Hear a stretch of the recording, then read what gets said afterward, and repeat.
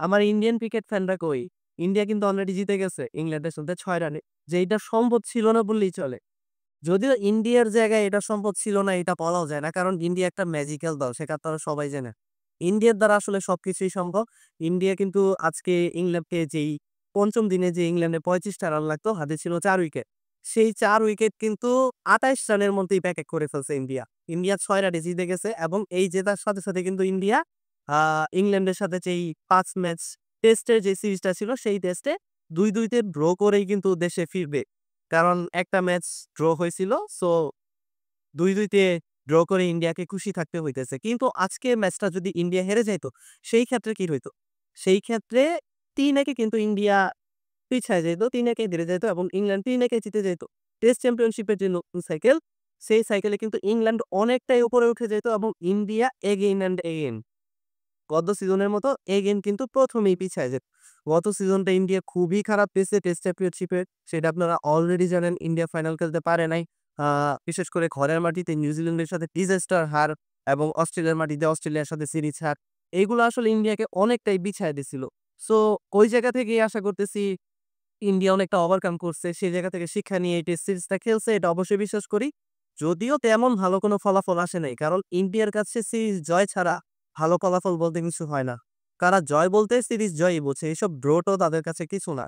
India আসলে যেই কোয়ালিটির দল তাদের অ্যাপ্রোচ যেমন থাকে, তাদের আ স্বপ্নও যেমন আকাশছুঁই থাকে, ওই হিসাবে আসলে ড্র করাটা তাদের জন্য তাদের সাথে খাপ খায় না।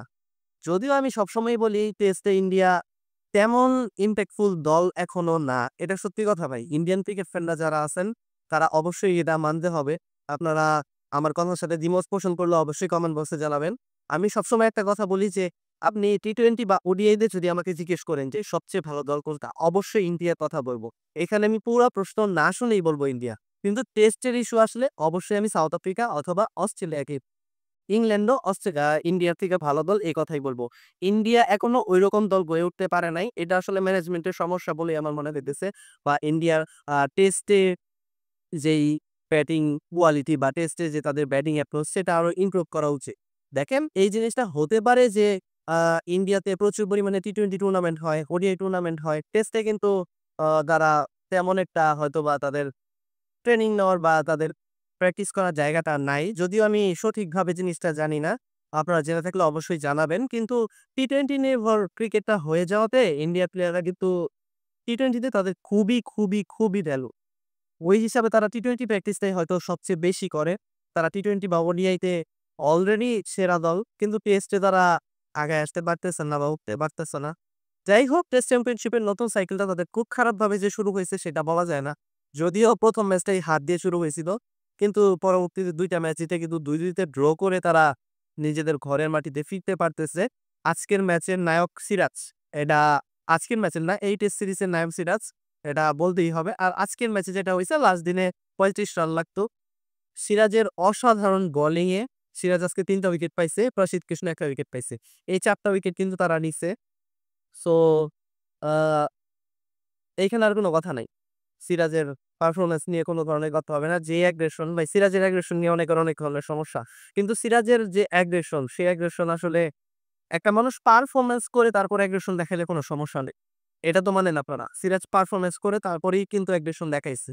এটাও আপনাদের মানতে যাই হোক মোহাম্মদ সিরাজকে অনেক, অনেক কনগ্রাচুলেশনস। সিরাজ কিন্তু ২য় ইনিংসে ৫ টা উইকেট পেয়ে গেছে এবং এই পুরা টেস্ট সিরিজটাতেই সিরাজ কিন্তু অসাধারণ ছিল। এটা নিয়ে কোনো প্রশ্ন হবে না। শুভমান গিল বলেন, জয়সওয়াল বলেন, আকাশদীপও, তারপর প্রসিদ্ধ কৃষ্ণ সবাই অসাধারণ ছিল পুরা সিরিজ জুড়ে।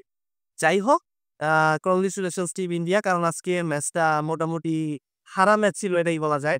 হারা ম্যাচ থেকে ইন্ডিয়ার বোলাররা বিশেষ করে পেসাররা কিভাবে ম্যাচটাকে বের করে আনলো এটা অন্যান্য দলের শেখা উচিত ইন্ডিয়ার কাছ থেকে।